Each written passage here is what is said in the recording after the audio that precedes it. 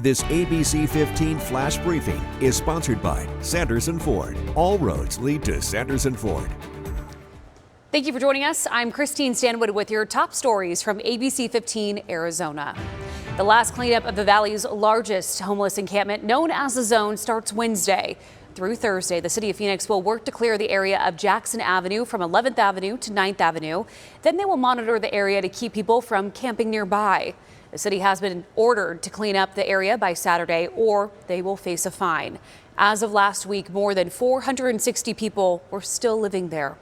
A new temporary emergency shelter opening its doors in Phoenix. Haven on McDowell is for those living on the streets who are 55 or older.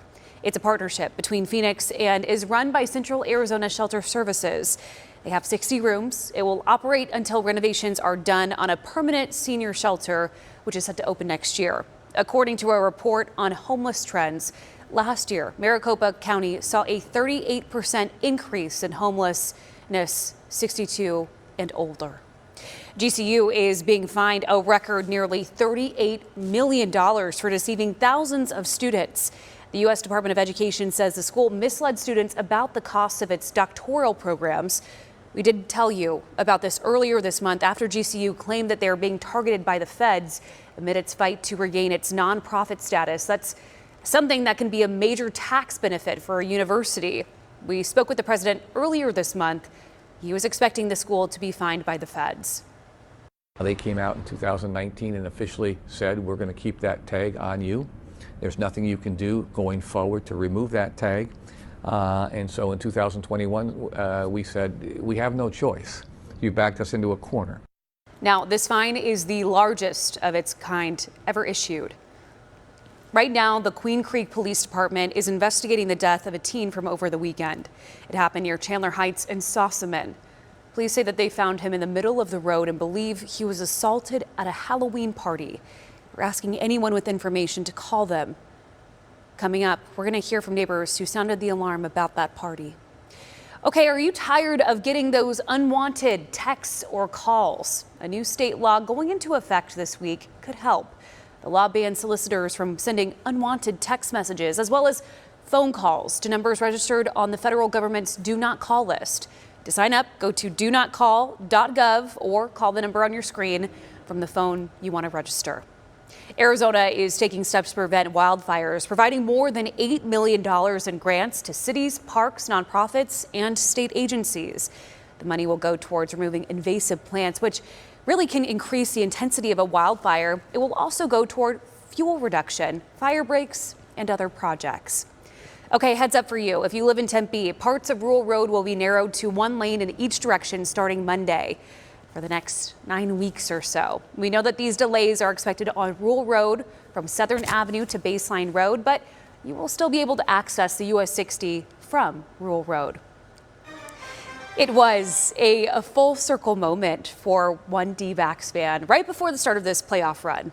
Back in the 90s, Dwayne Haven of Window Rock was serving our country in the Navy in Japan. He came back stateside just a day before 9/11.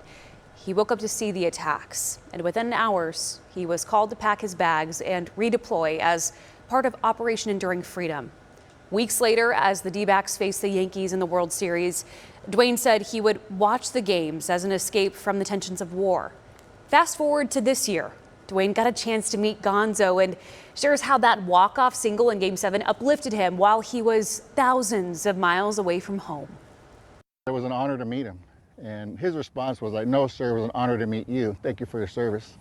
So that just brightened up the day right there. Gonzo and the team made it worth his while, and he's hoping we are too. The D-backs can win it all again.